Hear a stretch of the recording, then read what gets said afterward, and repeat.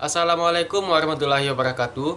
Perkenalkan, saya Muhammad Farhan Birnanza, NIM 19026068, dengan program studi Informasi Perpustakaan dan Kearsipan semester 5 tahun ajaran 2021-2022. Saya berasal dari Fakultas Bahasa dan Seni Universitas Negeri Padang. Nah, di sini saya akan mempresentasikan sebuah PowerPoint dari mata kuliah penulisan karya ilmiah dengan 3 SKS dengan dosennya Ibu Yulianti Rashid, SPD, MPD.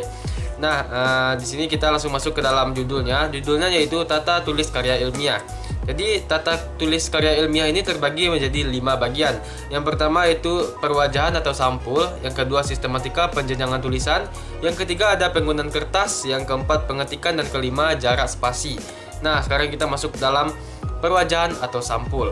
Nah, jadi perwajahan atau sampul ini terbagi lagi menjadi 8 bagian. Nah, yang pertama yaitu pewarnaan. Jadi pewarnaan ini biasanya menggunakan warna polos seperti putih, kuning, ungu, dan lain-lainnya.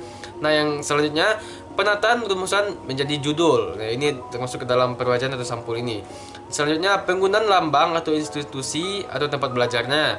Nah, selanjutnya penggunaan hurufnya biasanya menggunakan tulisan Times New Roman dengan ukuran 14. Nah, selanjutnya susunan baris rumusan judul. Selanjutnya kelengkapan komponen sampul. Selanjutnya posisi pernyataan. Dan yang terakhir adalah ketebalan tulisan. Nah, ini adalah contoh ketebalan tulisan dengan sisi tengah. Ya. Nah, selanjutnya ini adalah contoh ketebalan tulisan dengan model lurus kiri penuh. Nah, selanjutnya lagi ini adalah contoh ketebalan tulisan dengan model lurus kanan penuh. Nah, itu adalah contoh dari ketebalan tulisan dari perwajahan atau sampul ya teman-teman ya.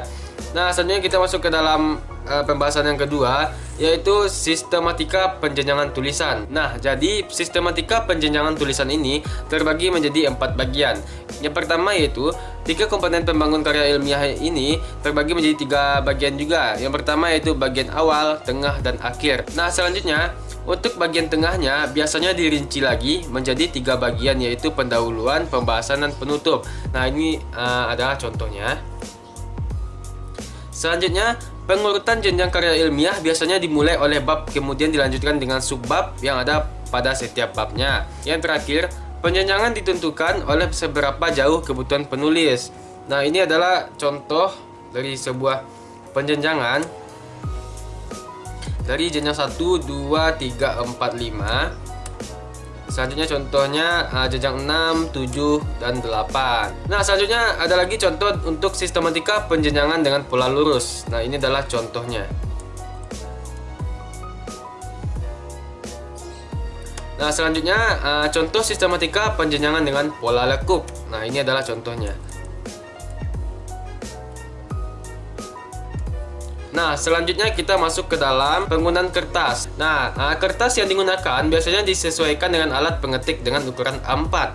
Pembatasan atau pengosongannya mengikuti ketentuan sebagai berikut. Yang pertama yaitu margin kiri sebanyak 4 cm, margin kanan 2-3 cm, bawahnya 3-4 cm, bawah ke atas 3 cm. Nah, itu adalah penggunaan dan ukuran dari kertas, ketentuannya. Nah, selanjutnya itu pengetikan. Jadi pengetikan ini biasanya menggunakan jenis huruf Times New Roman. Penebalan ketikannya biasanya untuk halaman samping, penjenjangan, dan poin-poin tertentu. Pemiringan ketikan biasanya untuk bahasa asing atau bahasa daerah dan juga penegas. Selanjutnya penggunaan halaman ketikan. Selanjutnya pengetikan di awal jenjang atau halaman tidak bersambung atau halaman harus baru. Selanjutnya pengetikan lampiran atau dibuatkan lampiran 1, 2, dan seterusnya. Selanjutnya pengetikan ilustrasi dan pengetikan petikan. Nah, selanjutnya kita masuk ke dalam jarak spasi. Jadi jarak spasi ini biasanya sangat bervariasi dan ada juga yang diatur oleh selingkungan lembaga. Jadi meski begitu, jarak spasi dalam bagian pernyataan, pengesahan, abstrak, kata pengantar, dan lain-lain ini memiliki aturan jarak baris sendiri. Nah, jadi kita masuk ke dalam jarak spasi antara tulisan atau pengesahan.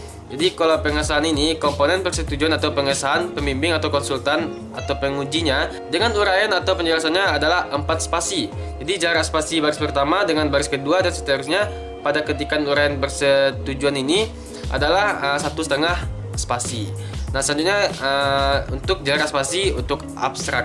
penulisan abstrak. Jadi abstrak ini memerlukan 4 spasi. Jadi jarak spasi antara baris pertama dengan baris kedua dan seterusnya pada pengetikan abstrak ini adalah 1 spasi. Nah, selanjutnya ada jarak spasi kata pengantar. Jadi kata pengantar ini membutuhkan 4 spasi untuk uraian atau penjelasannya.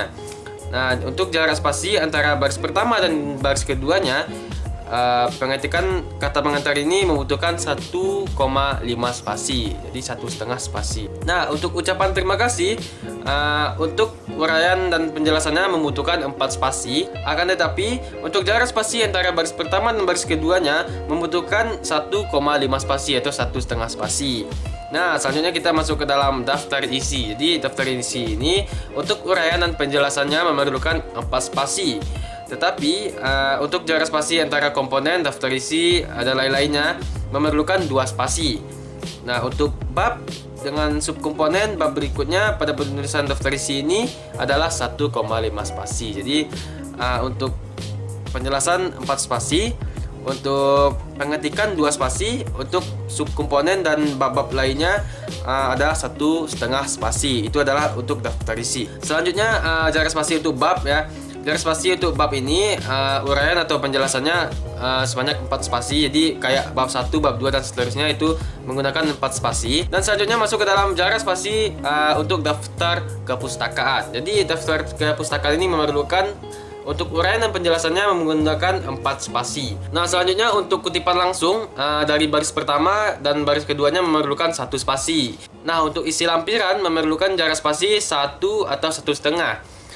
Jika untuk keterangan tabel dan keterangan lainnya memerlukan 1 spasi ya. Nah, jika untuk jarak spasi antara nomor halaman dengan uraian sebelumnya memerlukan 2 spasi. Nah, itu adalah jarak spasi yang sudah kita bahas tadi.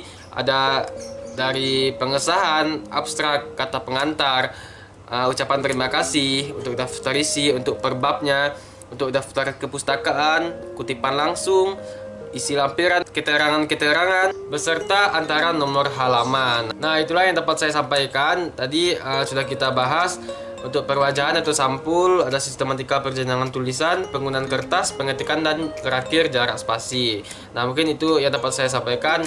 Mohon maaf apabila ada kekurangan dan kesalahan. Saya Muhammad Farhan pamit. Assalamualaikum warahmatullahi wabarakatuh.